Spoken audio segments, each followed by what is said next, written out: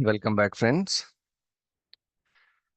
Okay, so we are still in our basic classes. We are still in our demos of Linux server administration.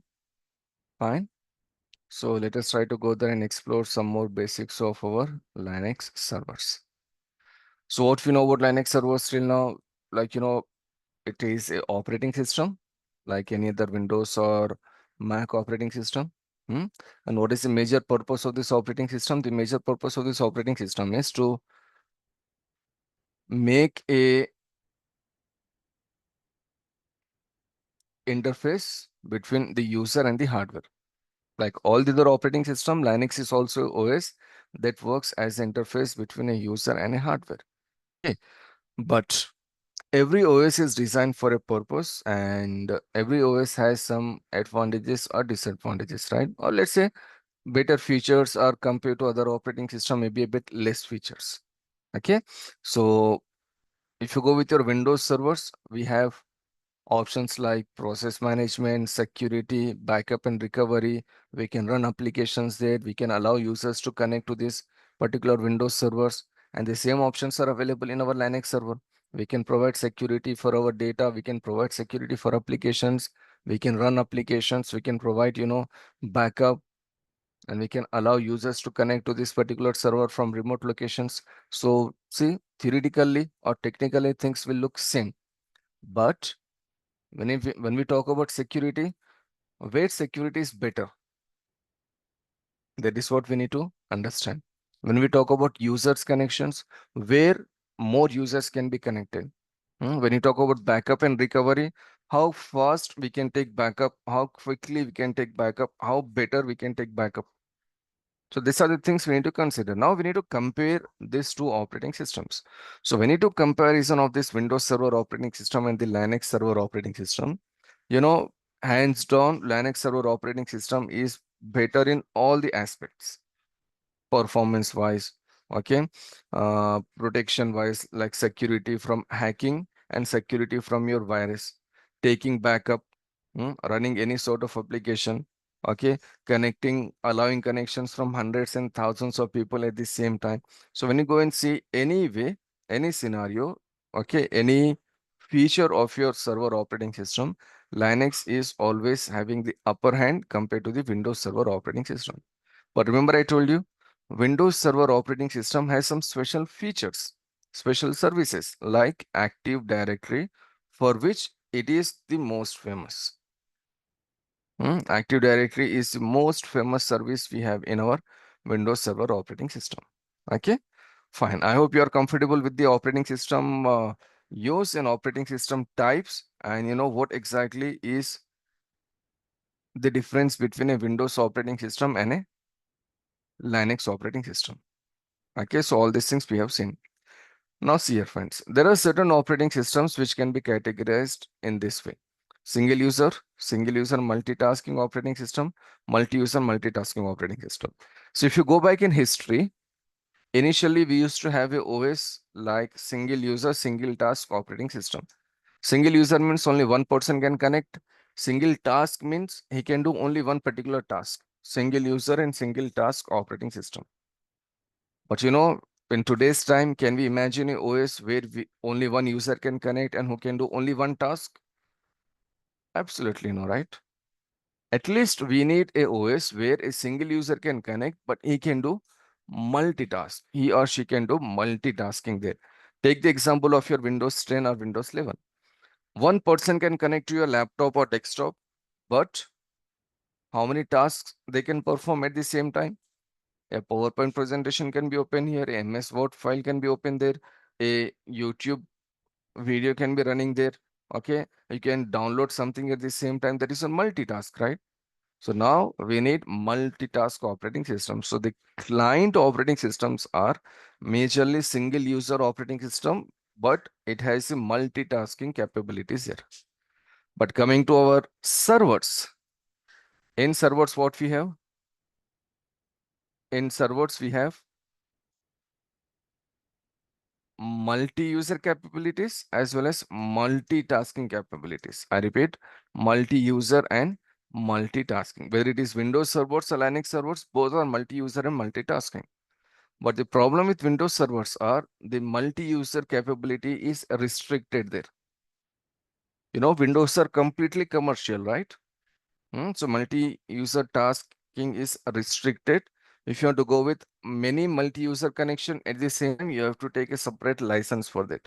Coming to Windows or coming to Linux, my friend, there is nothing like this. Any number of users can be connected to the server remotely and they can work on it. Okay, this is your multitasking operating system. And there are some more advantages here actually. For example, let us say if you go with a Windows server, in this Windows server, you can install web server here, mail server here, and let's say file server.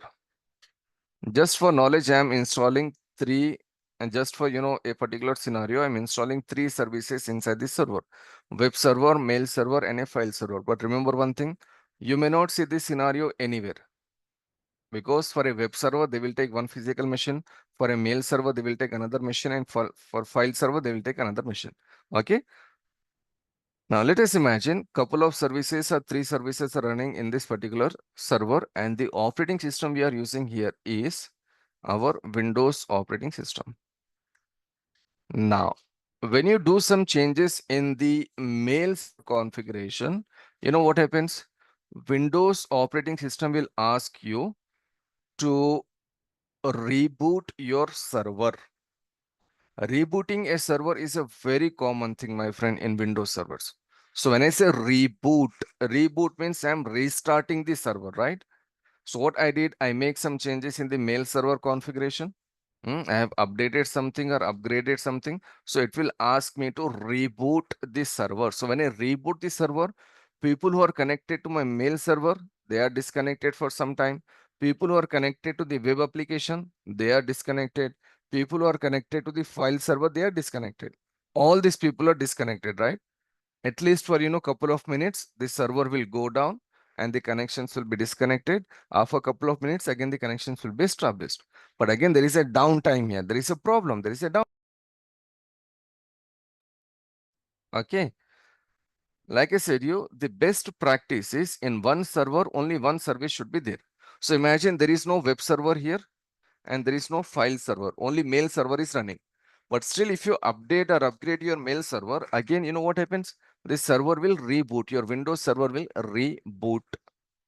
So all the hundreds and thousands of people who are connected to this mail server, their connections will be disconnected. Fine. So whether the server is having only one service or multiple services, rebooting is not a good option there. Okay. Now listen, my friend. Let's say in this particular server, instead of mail services, instead of Windows services, I'm using, let's say, Linux server. I repeat, in this physical server, to configure web server, mail server, and file server, I'll be using the Linux server operating system, which is also a multitasking operating system, right? But see the difference here. You made some changes in the mail server configuration. In Linux, you have the option of rebooting the mail service. You're not rebooting the server, you're simply rebooting the service. Without interrupting your web application service or file application service, you can simply reboot a particular service. This is a big relief for administrators actually. A server should not be rebooted, right? A server should not go down. One of the responsibility of any server administrator is they should keep the server 24/7, 365 days up. So in Linux, we have this option. What we have, we can simply reboot a particular service itself instead of rebooting the complete machine. Okay. Now, if you want to reboot your server, a Linux server, is it possible? Can we completely reboot the server? Of course, that is possible. We can reboot a selected service or we can reboot the complete server. Can we shut down the Linux server?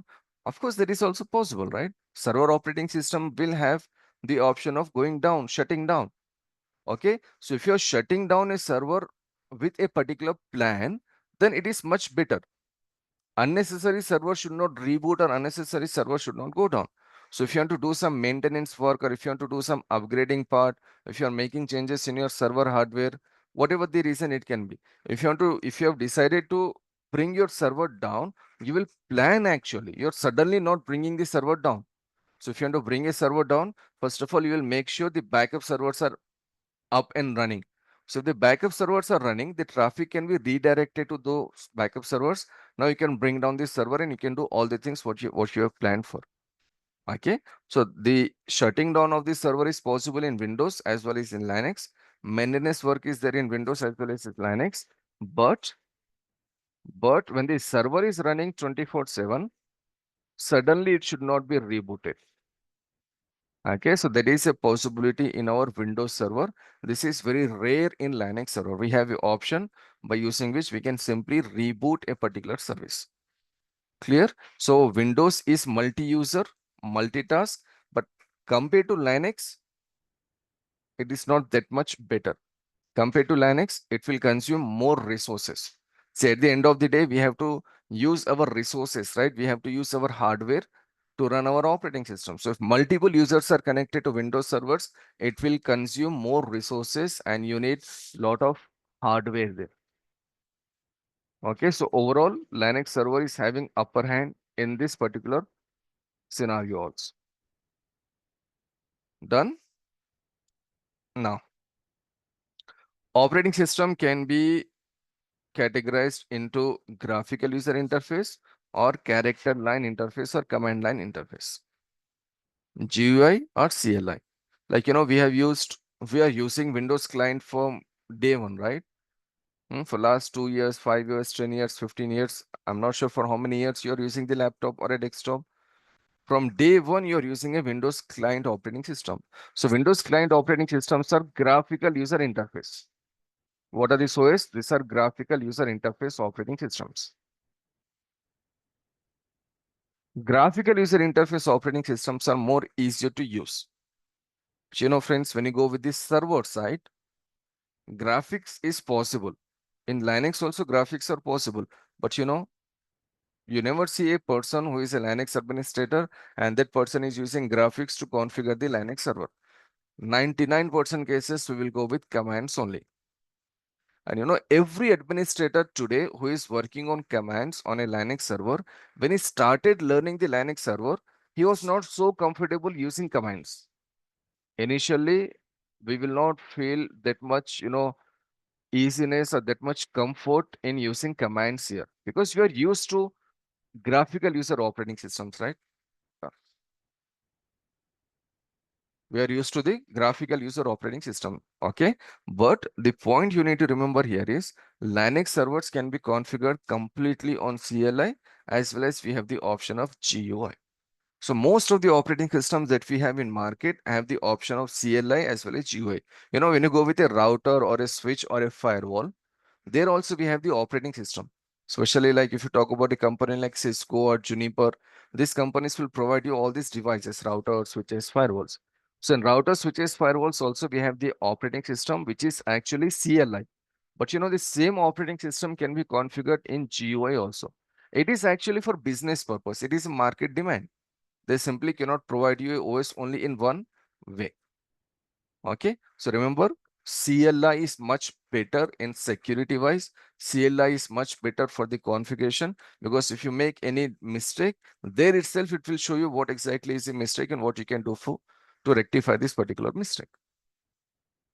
Okay, so GUI is there as well as CLI is there, but like I said, my friend, we will go with CLI operating system. We will learn everything in CLI. And then we know this, how to select the operating system. Hopefully you're, more comfortable now in understanding all these things. Okay, let us move and let us see some brief history about your Linux operating system.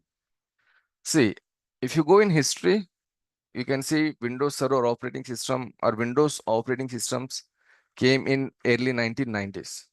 And by the time we entered in late 1990s, Windows was, capturing the market because they have the GUI option, graphical user interface. But back in those days also, Windows servers were capturing the market of the desktops and the laptops because they were providing the client operating system, much better client operating systems. Windows 98 was very famous in 1990s, late 1990s. Then came Windows XP, which was equally famous. Then came Windows 7, again it was equally famous. So there are certain client operating system from Microsoft which become very successful. Okay.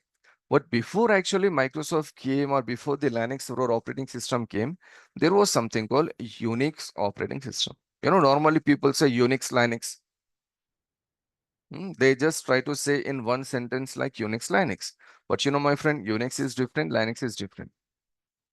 So let us see the Unix operating system history so that we can understand the Linux operating system in much better way. Now, what you see there, these are the two people, Ken Thompson and Dennis Ritchie. These are the two people who are responsible for this Unix operating system. These are the two people who developed this Unix. You know Dennis Ritchie very well, right? He's the person who has, design your C++ language. Can we imagine anything over the internet, or can we imagine anything in the technology without this C language use? If you see any latest programming language, they are also based on C language. So this is the guy. Dennis Ritchie is a person who is known as the father of our C language. And he is also like, designed some other languages. So these are the two people. You know what they did?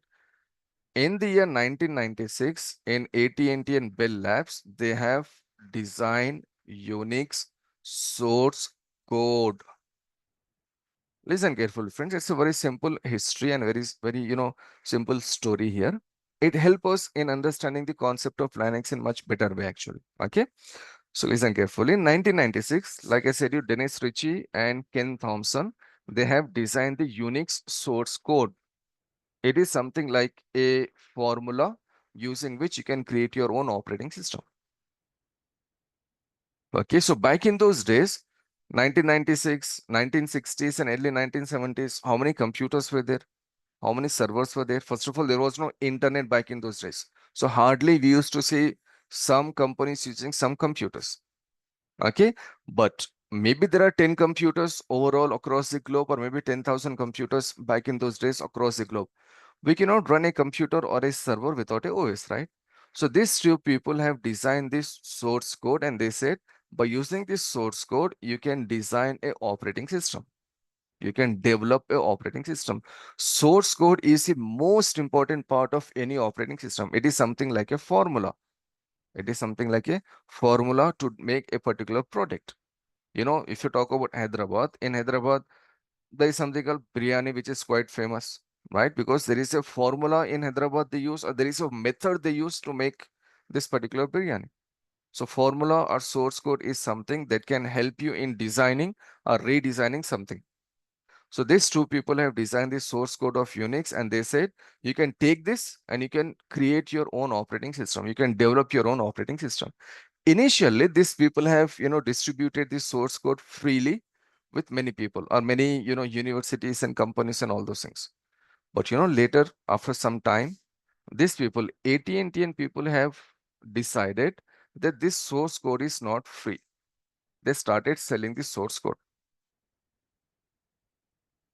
Okay, they started selling the source code. So big companies back in those days, there was no Amazon, there was no Microsoft. 1960s and 1970s, there was no Microsoft, right? But back in those days, there were some other companies. You know the company like IBM, HP, Apple, or Mac, for example, or Sun Solaris, whatever. So these companies were there back in those days also. So what these companies have done, they started purchasing the source code, and they started developing their own flavors. They started developing their own operating systems. So Dennis Ritchie and Ken Thompson have designed the source code in the AT&T and Bell Labs, and this AT&T and Bell Labs, they started selling the source code, and companies like HP, IBM, it was Sun Solaris, and this Mac, all these companies, they started taking the source code and they started developing their own operating system. So when you go with HP UX, IBM AIX, Sun Solaris, Mac OS, all these operating systems are based on the Unix source code only. And you know what they did by developing their own operating system? It's a business, right? It is just a business. They started selling their operating system to the companies.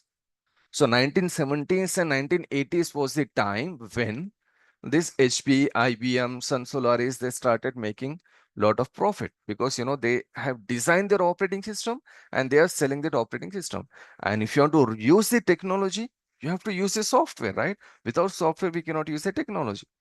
So companies started purchasing them, but there were like many disadvantages. Like if you want to go with IBM UX, IBM AX, if you want to go with this operating system, you have to take the IBM software and you have to take the IBM hardware.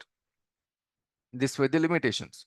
If you want to go with HP, you have to take the HP OS, and which HP OS, you have to take the HP operating system only, HP hardware only. These were the limitations.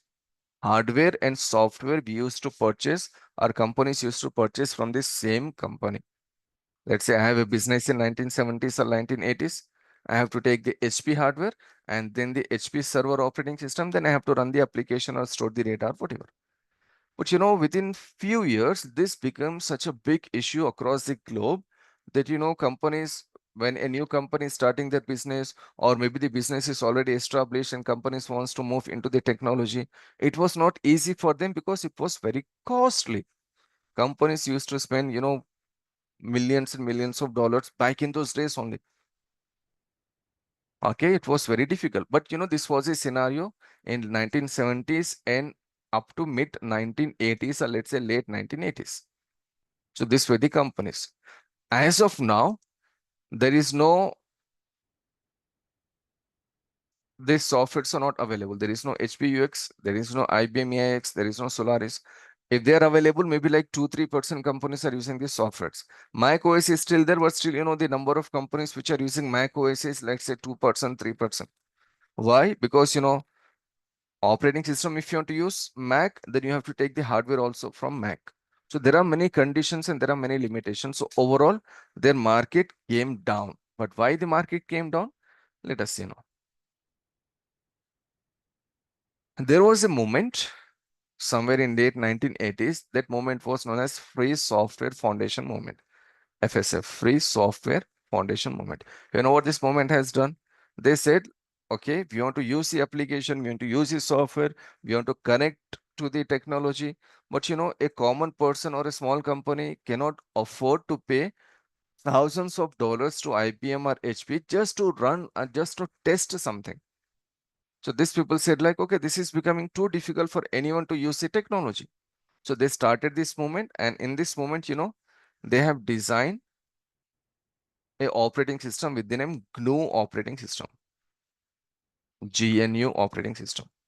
So for Unix, this GNU came actually. Actually, GNU is a collection of softwares, but the terminology we need to remember here is GNU is a connection of, GNU is a connection of, it is a collection of free softwares. This is the terminology, my friend. So this particular organization, they started creating softwares and they started distributing free softwares. But they have not developed a complete operating system by then. They started, developing the operating system, but they started more into the software category, the free softwares. Okay. So remember why this particular organization came? This organization came and they developed this GNU operating system because the HP, IBM, Sun Solaris, these people were charging a lot of money from the companies. So if the demand is there and if there is no supply, obviously the pricing will go up, right? So that was the scenario then. Okay. So when these people, GNU people were simply, developing their operating system and developing their applications and all those things, suddenly someone came in market. And that person was actually this. His name is Linus Torvalds. He's still alive and he's still working. Okay, so in the year 1991, this person has sent an email, and this is his official email. Okay, this is his official email. You know what he says here? See, he says, hello everyone out there using Minix. Minix was another operating system from Unix. He said, I am doing a free operating system just as a hobby. This is what he said on 25th August 1991. So approximately 33 years before, he said, I am just, creating a software or developing a software as a hobby. Won't be big professional like Google. No. So this is what he has, stated before he started developing something. But this person was so smart and so intelligent. While working on his hobby, he has designed one of the best thing ever in technology, and that is Linux kernel. Okay, as of now, let us say Linux operating system. What is kernel? We will see this later. So he has designed the Linux operating system.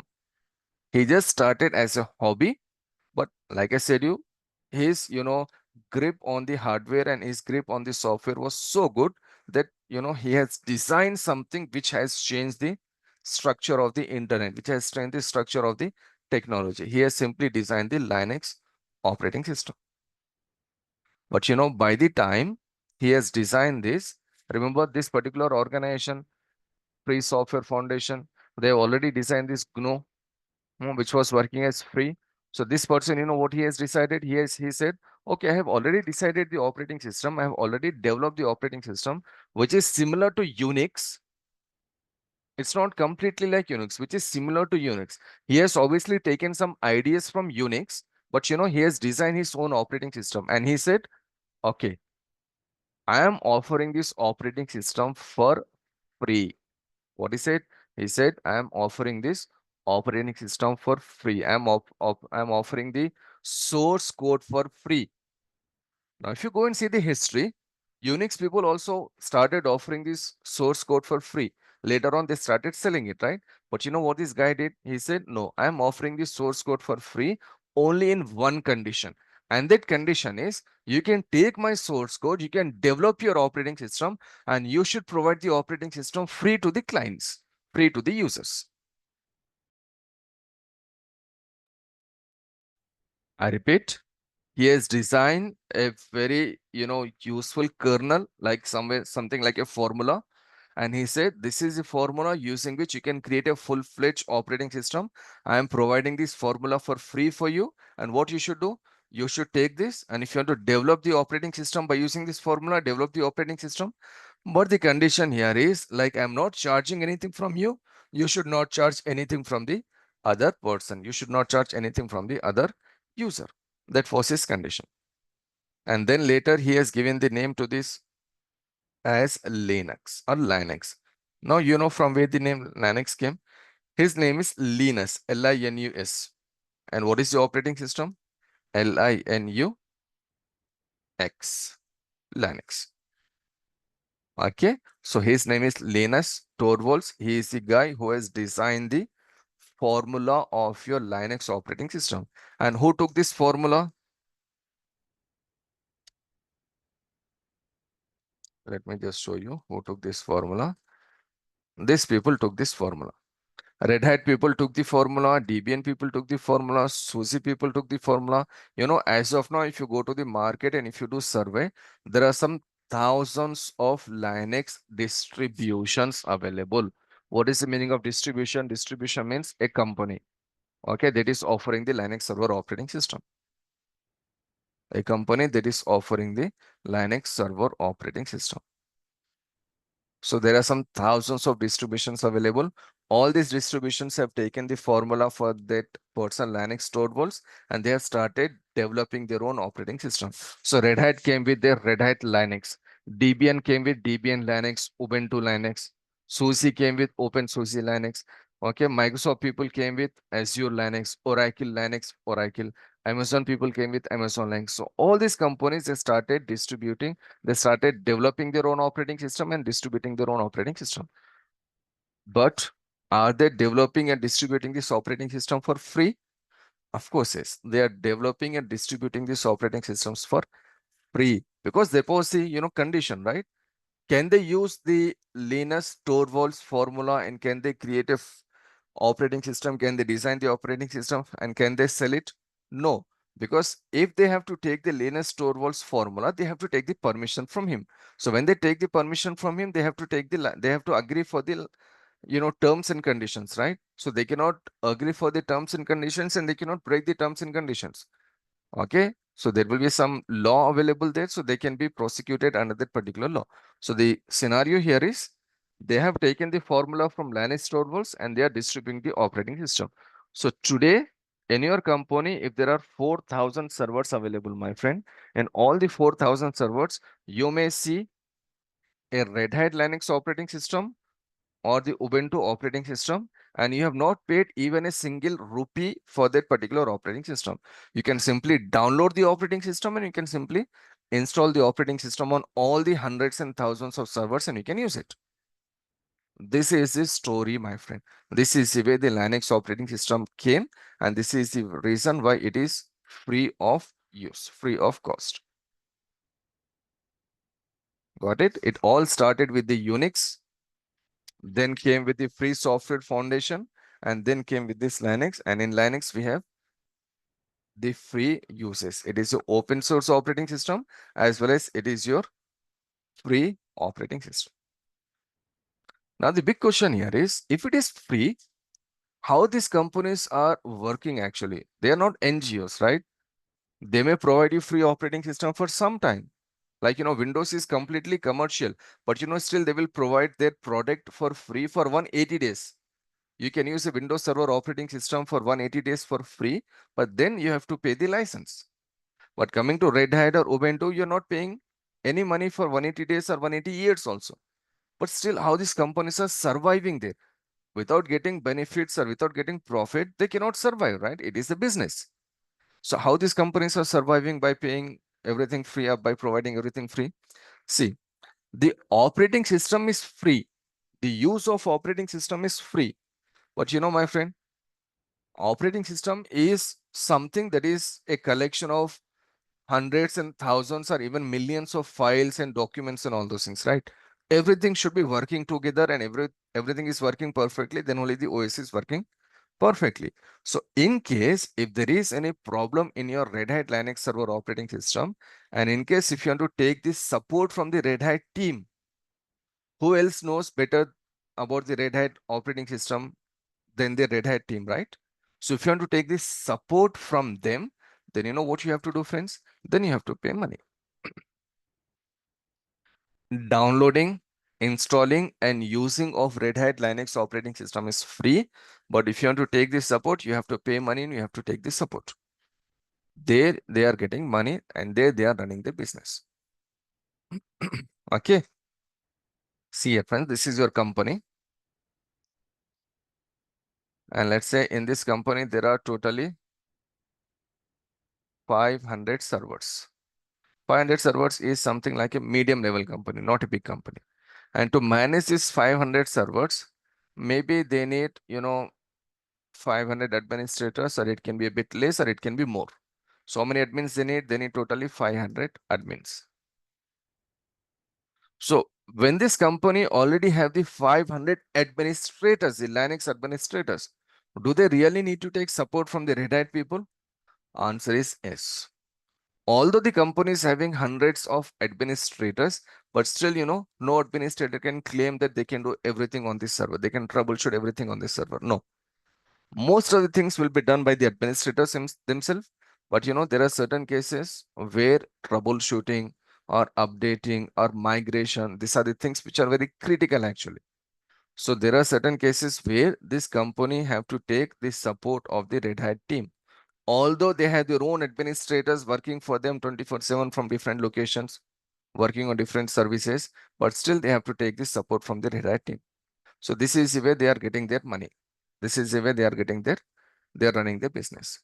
Okay, so remember one thing, Red Hat downloading, installing, and working on that server operating system is absolutely free. But when you take this support, then we have to pay the money. Okay, enterprise licensing will be there. So according to the license and all those things, charges will be applied. So see, as of now, how many servers are available? How many Linux distributions are available? There are some hundreds and thousands of Linux distributions. Tomorrow what you can do, if you're good in programming, you can create your own Linux. Let's say Raja Linux, Ravi Linux, Vidyasagar Linux, Durga Linux, Aman Linux, Allu Arjun Linux, Shah Rukh Khan Linux, Virat Kohli Linux. These people can develop their own Linux operating system. Okay, and you can distribute them for free. But whether it is Red Hat Linux or Debian Linux or Ubuntu Linux, Amazon Linux, Oracle Linux, Kali Linux, or any Linux operating system, everything is based on this particular person's source code. So he has designed that source code. All the Linux operating systems that you see currently available in market, they are obviously in some hundreds and thousands. Every Linux operating system is designed on this particular Linus Torvalds formula. Now, can you redesign a new formula? Can you recreate a new formula? And can you just, provide a new operating system? My friend, many companies have tried in last 30 years. Operating system is a big business. Software is a very big business, right? So many companies have tried, but no one has even came close to this particular Linux kernel, Linux formula. Microsoft people have their own way of providing the operating system, and the Linux people have their own way, right? So no one has even came close. So the present and the future is all for Linux. For last 20 years, 25 years, it is Linux. Today it is Linux, and future is also about Linux. It can be so easily developed or redeveloped or changed or manipulated that you cannot think beyond the Linux operating system, actually, my friend. Okay, so thanks to this person. Okay, if in case if you want to say thank you to people in technology, one person will be this guy, Linus Torvalds, and the other person will be this guy, Dennis Ritchie. These people have done more to the technology than many big companies actually. They have actually started developing the softwares and developing the operating systems. So they have done more to the IT industry than many big companies actually. Companies do their business, but these two people have done things for free. Okay, so this is about your Linux operating system. This is the story of Linux. This is the way the Linux was developed, and it is available for free for everyone. You can connect to it, you can use it, you can download it, you can use it, and you can, simply run any business. Today you can download, you can run the application there. No one will come to you and say like, why you're using the operating system without paying the without paying the license agreement or without paying the money. Okay, so tomorrow when we come, we will see how to download that particular operating system, Red Hat Linux, and then we will see how to do the installation of Red Hat Linux. So once we are done with the installation, we will go with the other things like, the configuration part or the actually, one of the major thing where people feel difficulty in Linux servers are the operating. Like, Windows are much more easier, right? I can go to start, I can go to a particular place, or I can simply go to like, the PC, I can go to the storage, I can do multiple things easily. I can move into the operating system, Windows operating system quite easily because majorly it is graphics. But in Windows, imagine if you want to move something in CMD, like if you want to go to C drive, D drive, E drive, or if you want to open a file by using commands here, will it be easy?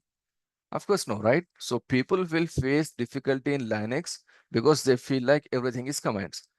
But my friend, like I said you in the, like I said you before, today, if you go and ask 1000 Linux administrators who are working for, let's say, 2 years or more than 2 years, if you ask them, like, are you comfortable in CLI?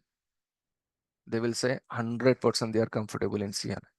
Initially, couple of classes may be a bit difficult for you, but once you know the concept of the Linux, once you know the architecture of Linux, it will be very smooth for you, my friend. You will not touch your mouse. You will simply use your keyboard and do everything. Okay, so don't worry about the configurations and all those things. We will see each and everything, whatever is needed for us, and we will see in great details. And yeah, although it is your CLI, but it will be fun using this CLI. It will be very interesting to use the command line interface of Linux. Okay, and coming to the syllabus, management hopefully have already shared the syllabus with you. You can go through the syllabus and you can see what exactly you're learning inside the Linux. So probably today is the last demo session. From tomorrow, I think they will change the link and yeah, we just did this today. So tomorrow we will see how to download. We are learning the latest Linux 9.x version 2, 3, 4, whatever version is there. Maybe by tomorrow, maybe they can, release 9.5 version. So we'll go with the latest version. So if you go with the latest version, the other versions will be easy for you to understand. You can work on any version. See, if you're learning Linux, Red Hat Linux, let's say 9.4 version, it does not mean every company is using 9.4 version. No, maybe some company is using 9.1 version, some company is using 8.8 version, some company may be using 8.3 version. There are different versions available. So can we work on every version if you know one version? Of course, yes. Forget about the versions of Red Hat. If you know the Red Hat Linux, you can work on Ubuntu also. You can work on SUSE also. You can work on, Kali Linux also. So there is no need for you to learn each and every distribution. Just learn one distribution well. All the other distributions are nearly done for you. You can work on any other distribution. Okay, so go through the syllabus. And like I said to my friend, tomorrow we'll be starting our regular sessions at 7 a.m. So probably they will change the link tomorrow. So if you're interested, just try to contact with them and hopefully they will guide you in all the other things. Okay, anyhow, if you have any questions, any doubts from today's sessions or whatever we have done in last 2 days, this were only like demo sessions. So whatever we have discussed in demo sessions, we'll go through this, concepts in more details in coming classes. Okay, so yeah, over to you now. If you have any doubts, any questions, we can clear everything and we can stop the session for today and hope to see you again tomorrow at same time, 7 a.m. India Standard Time.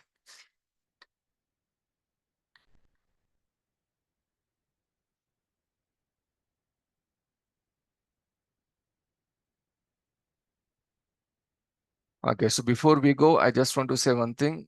If you have already decided to go with a career in your IT, especially administration, do not try to go with any technology without having the proper understanding or proper knowledge of Linux. Especially, people go with cyber security or DevOps. They feel like, okay, these are the technologies which are in great demand. Cloud computing. Of course, these are the technologies which are in great demand and which will remain in great demand for many more years to come. But my friend, without having the proper knowledge of Linux, if you just start your learning, forget about getting a job. If you start learning those things, you will not be very much succeeded in understanding the concepts, my friend. You have to understand the Linux to understand all the other concepts. Okay, fine. So that's it for the day, friends. Thanks again for joining. See you tomorrow at same time, 7 a.m. with more. Okay, I got a question here. Yeah, tomorrow 7 a.m. we have the regular session actually. So hopefully at 7 a.m. they will change the link probably. So just contact them to get the new link, or probably they will contact you on your mail ID or on your WhatsApp number, whatever. So yeah, tomorrow the link will change. Yeah, that's it for the day, friends. Let's meet again tomorrow at same time.